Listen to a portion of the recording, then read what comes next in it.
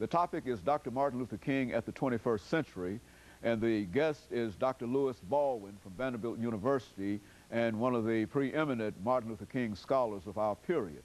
And of course, Dr. Baldwin, let's continue our conversation dealing with Martin Luther King. I think you were talking about King's attitude toward poverty and et cetera. Yes.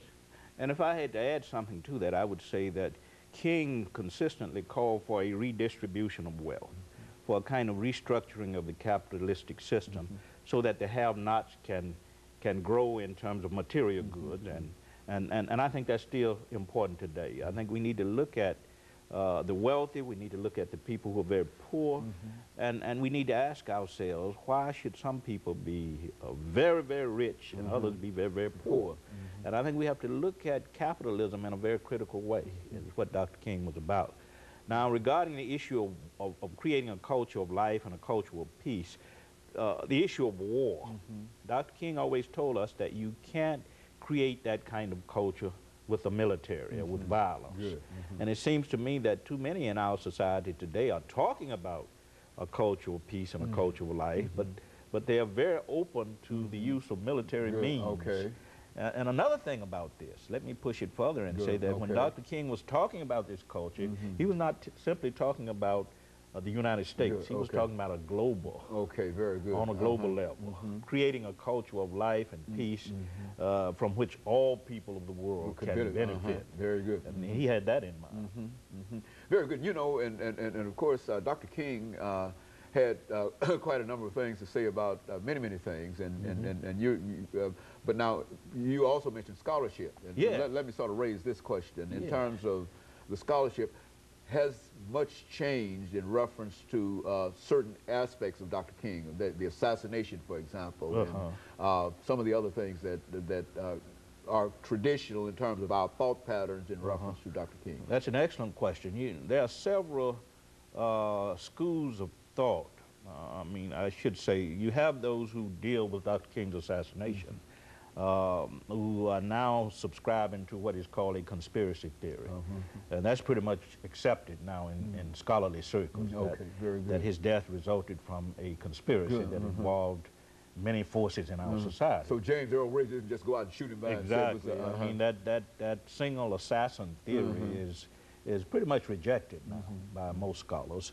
But the scholarship, I find most impressive the fact that the scholarship now is beginning to deal with Dr. King as a thinker, as an intellectual. Up until the 1980s, most of the scholarship treated him as an activist, as one who led demonstrations in the street, as one who employed nonviolent tactics such as boycotts and street demonstrations and civil disobedience, etc. But in the last 2 decades, scholars have become more interested in Dr. King as an intellectual. What kind of ideals did he set forth? Ideals that might be useful for us today as we try to address problems of race, problems of economics, problems of violence and human destruction.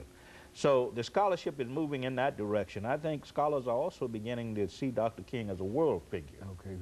And I think that's important because for too long we limited him to the American context. Almost to the South. That's right, and seeing him as a Southern black leader, as an American Gandhi.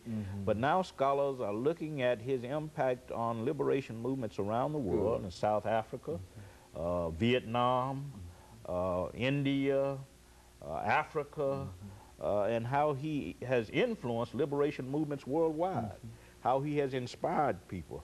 I don't think it's an accident that in over 100 countries today, Dr. King's birthday is recognized or celebrated. And that's really puts him in a very unique place in history, because even presidents of the United States don't have that kind of recognition.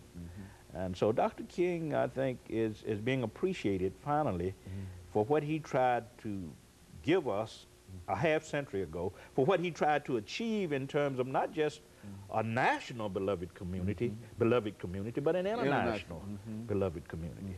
And so King still, whole career will still have a tremendous impact upon whatever we do having to do with human relations. Exactly. There's no question about it. We hear the song "We Shall Overcome" all the time. Women who are interested in women liberation sing that song. the anti-war protest in Crawford, Texas recently. The song "We Shall Overcome" was heard. So I think it says something about Dr. King's legacy and how that legacy continues to live in movements for justice, in peace movements, in movements against poverty. Also, Dr. King, I think we have to keep this in mind, was very much concerned about health care issues. Very good. Because he moved from this idea of this dignity and worth, the sacredness of all life. All life is sacred. So he was concerned about health care, and that's a major problem in the 21st century. Millions of people don't have health care. And Dr. King was very much concerned about that. He was concerned about the handicapped. He was concerned about children's rights. All of these issues. Speak to that young we people, consider. Dr. King, and young people. I mean, children, young people. I mean, what's with that? Unfortunately, scholars have not addressed that yet, but I've been going through some of his papers at the King Center, and I've gone to Boston University a number of times, and the letters he wrote to children are very impressive because he always challenged them not only to study, but to think ahead. To think in terms of what they wanted to become, to think in terms of the kinds of contributions they could make, not just to the uplift of themselves, but to the uplift of humanity. Now, interestingly enough, about 10, 15 years ago, the King Center did publish a major manual on how to teach Dr. King's principles to children. But unfortunately, schools have not noticed, have not taken note of that particular document.